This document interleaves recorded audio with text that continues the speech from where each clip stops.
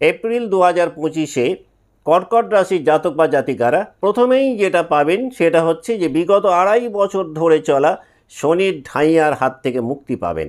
সুতরাং ঢাইয়াজনিত কারণে কর্কটের যে সাফারিংগুলো চলছিল সেই সাফারিং কিন্তু এপ্রিল 2025-এ অনেকটাই কমবে। সেকেন্ড যে জায়গাটা কর্কট পাচ্ছেন সেটা হচ্ছে যে আপনাদের ধনপতি রবি, তিনি মাসের প্রথম দিকটাতে তুঙ্গাভিলাষী থাকছেন নবমভাবে। 14 তারিখের পর তিনি দশমভাবে সুতুঙ্গী হয়ে অবস্থান করছেন। এর ফলে কর্মজীবনে এবং আর্থিক জীবনে কর্কটের জাতক বা জাতিকারা কিন্তু নিজেদেরকে অনেকটাই প্রমোট করতে পারবেন। কর্কট রাশি বা লগ্নের যে সমস্ত জাতক জাতিকা বিজনেস লাইফে রয়েছেন, এই মাসটাতে বিজনেস লাইফে ভালো গ্রোথ আপনারা পাবেন, কিন্তু একাধিক চ্যালেঞ্জ মোকাবেলা কিন্তু বিজনেস লাইফে আপনাদের করতেই হবে।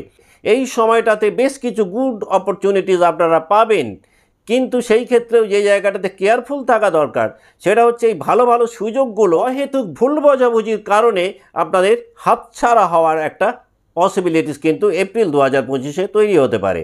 এপ্রিল 2025-এ কর্কট রাশি বা লগ্নের মানুষজনেরা কোনো সামাজিক অনুষ্ঠানে গিয়ে বা সোশ্যাল ফাংশানে গিয়ে বেশ কিছু নতুন যোগাযোগ পেতে পারেন, যে যোগাযোগগুলো আপনাদের ভবিষ্যৎ জীবনে খুব হেল্পফুল হতে পারে।